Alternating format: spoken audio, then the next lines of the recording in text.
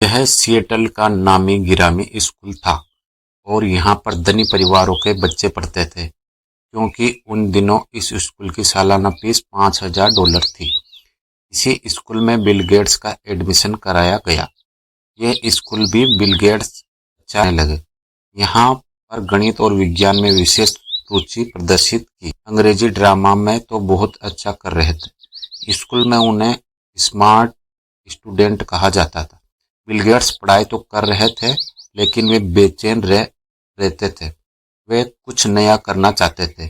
उन्हीं दिनों Bill Gates ने पढ़ा कि चांद पर अपोलो सेकंड का यान भेजा गया है और इस यान को नियंत्रित करने के लिए कंप्यूटरों का प्रयोग किया गया था। बिल गेट्स के मन में कंप्यूटरों के संबंध में जिज्ञासा उत्पन्न हुई। वे कंप्यूटर देखना चाहते थे और जानना चाहते थे कि कंप्यूटर कैसे काम करते हैं। उन दिनों कंप्यूटर सामान्य जन के लिए उपलब्ध नहीं थे, क्योंकि ये बहुत कीमती होते थे और विशेषज्ञों द्वारा ही संचालित होते थे। एक प्रकार से उन दिनों कंप्यूटर विज्ञानकर्ताओं का हिस्सा होते थे और लोग सुन सुनकर ही आश्चर्यचकित होते थे कि कंप्यूटर आदमी से भी तेज गति से मनचाहे काम कर देता है। कहते हैं, जहाँ चाह है वहाँ राह है। ये कहावत बिल गेट्स के साथ भी चरितार्थ हुई। चूंकि लेकसाइड स्कूल वहाँ का महंगा और जाना माना स्कूल था, अतः उसने अपने विद्यार्थियों को कंप्यूटर का ज्ञान कराने का निर्णय लिया। लेकिन कंप्यूटर बहुत महंगे थे, जिन्हें क्रय करना स्कूल की वित्तीय स्थिति की सीमा में नहीं था। अतः एक कंप्यूटर कंपनी से कनेक्शन लेकर समय खरीदा गया ताकि स्कूल के विद्यार्थियों को कंप्यूटर का ज्ञान कराया जा। बिल गेट्स की तो मन की मुराद पूरी होने जा रही थी। वे कंप्यूटर को लेकर बहुत उत्साहित थे। बिल गेट्स अन्य बच्चों के साथ कंप्यूटर सीखने लगे। वहां पर बच्चों का एक ग्रुप बन गया था। इसी ग्रुप में पॉल एलन नाम के छात्र भी थे, जो बिल गेट्स से उम्र में 2 वर्ष बड़े, लेकिन दोनों की रुचि कंप्यूटर में अधिक थी, अतः दोनों की दोस्ती हो गई। बिल गेट्स जहां जुनूनी स्वभाव के थे, वहीं पॉल एलन शांत और शर्मीले स्वभाव के थे। बिल गेट्स को नया काम मिल गया। कंप्यूटर में उन्हें मजा आने लगा।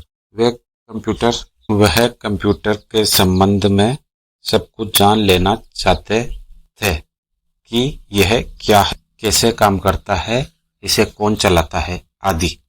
बिल गेट्स अपने साथियों के साथ कंप्यूटर पर अधिक से अधिक समय बिताने लगे। कंप्यूटर के लालच में स्कूल की क्लास भी छोड़ने लगे और स्कूल का होमवर्क भी पिछड़ने लगा। स्कूल के अध्यापक परेशान रहने लगे, क्योंकि पढ़ाई का काम बाधित हो रहा था। लेकिन यह स्थिति ज्यादा दिन नहीं चल पाई, क्योंकि स्कूल द्वारा खरीदा गया समय बिल गेट्स और उनके ग्रुप की अतिशीघ्रता के कारण जल्द ही खत्म हो गया। दोबारा समय लेना स्कूल के लिए संभव नहीं था, क्योंकि पहली बार के समय के लिए ही मदर क्लब द्वारा स्कूल की रद्दी बेचकर एकत्रित हुए धन से भुगतान किया गया था। बिल गेट्स फिर बेचैन रहने लगे, क्योंकि कंप्यूटर के प्रति उनकी भूख बढ़ गई थी। अब तक बिल गेट्स ने कंप्यूटर के संबंध में काफी जानकारी जुटा ली थी। उन्हें पता लग गया था कि कंप्यूटर अपने आप में कुछ नहीं, ये तो एक निर्जीव मशीन होती है और इसे संचालन करने के लिए इसे कुछ निर्देश देने होते हैं, जो इसके दिमाग की तरह होते हैं। निर्देशों की एक अलग भाषा होती है और कंप्यूटर केवल अपनी भाषा को ही समझते हैं। निर्देश एक प्रकार से कोड होते हैं, जिन्हें कोई विशेषज्ञ लिखता है, और इन निर्देशों को तकनीकी भाषा में सॉफ्टवेयर कहते हैं। बिल और एलन ने आपस में विचार किया कि कंप्यूटर तो ढांचा मात्र है, इसे तो कोई भी बना लेगा, असली काम तो सॉफ्टवेयर को लिखना है।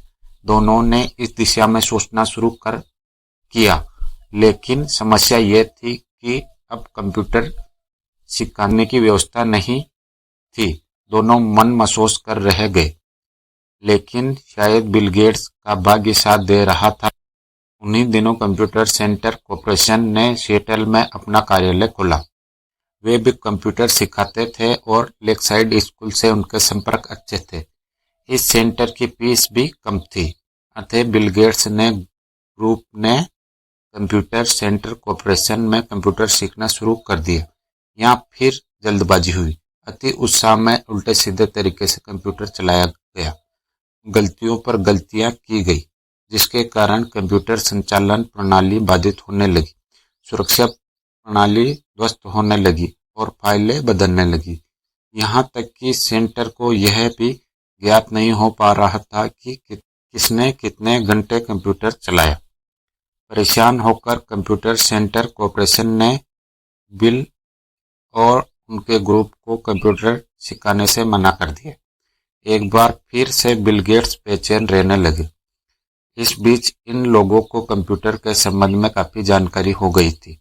बिल गेट्स, पॉल एलन और अन्य 2 सहपाठियों ने मिलकर एक नया ग्रुप बनाया, जिसका नाम लेक साइड प्रोग्रामर्स ग्रुप रखा।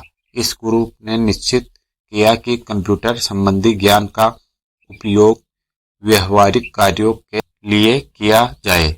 यहीं से बिल गेट्स ने सॉफ्टवेयर लिखने का मन बनाया और कुछ ही दिनों में पॉल एलन के साथ मिलकर एक प्रोग्राम लिखा, जिसका नाम टिक टेक टो रखा गया। यह एक गेम्स प्रोग्राम था, जिसके द्वारा कंप्यूटर में गेम लिखा जा सकता था। इसके चल की टिक टिक की आवाज आती थी, इसलिए इस सॉफ्टवेयर का नाम टिक टेक टो रखा गया था। लेकिन इस काम में आगे परेशानियां आ रही थी, क्योंकि बिल के पास कंप्यूटर का अभाव था। कंप्यूटर सेंटर कॉर्पोरेशन का काम उन दिनों बाधित हो रहा था।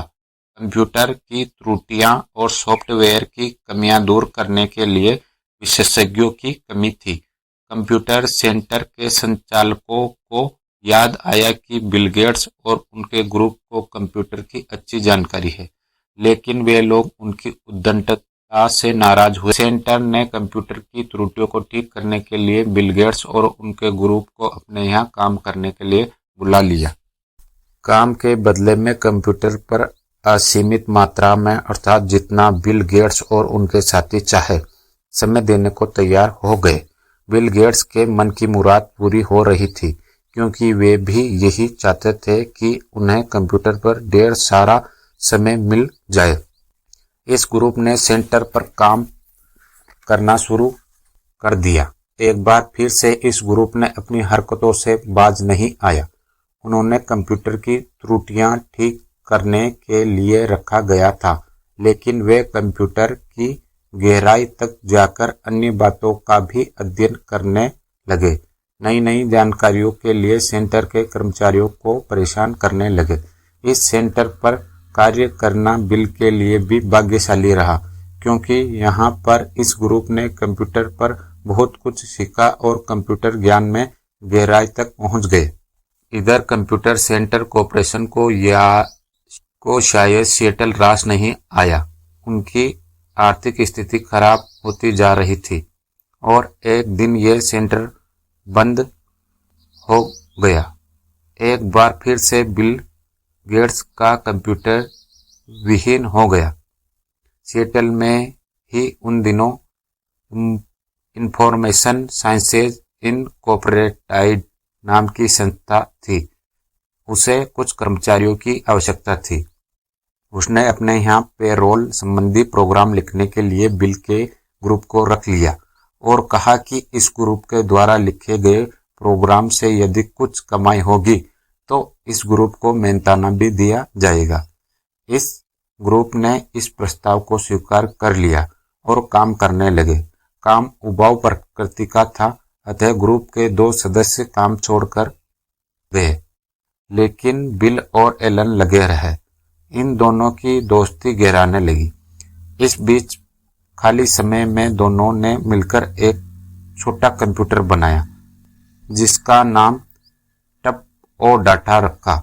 ये एक कंप्यूटर सॉफ्टवेयर था जो हाईवे पर यात्रा प्रवाह नापने का काम आता था। इस कंप्यूटर को सरकार द्वारा खरीदा गया और $2000 $20,000 की कमाई हुई। अब बिल और एलन का आत्मविश्वास बढ़ता जा रहा था और वे कंप्यूटर के क्षेत्र में ही काम करने के बारे में सोचने लगे। इस बीच सिएटल में लोगों को पता लगने लगा कि बिल गेट्स कंप्यूटर के संबंध में काफी कुछ जानते हैं।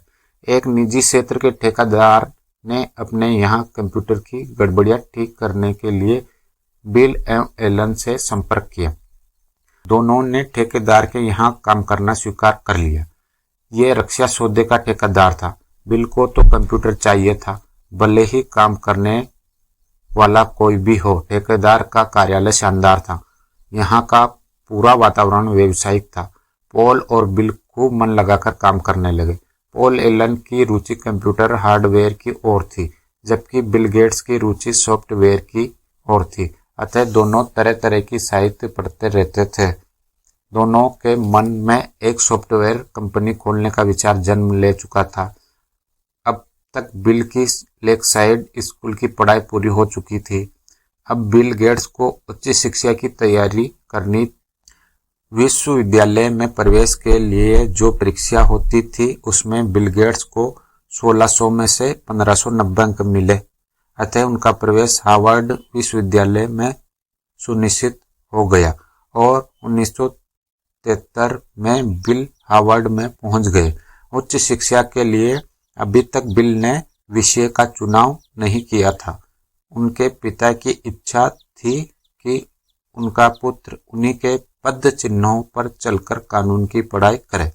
हालांकि बिल को गणित और विज्ञान पसंद था।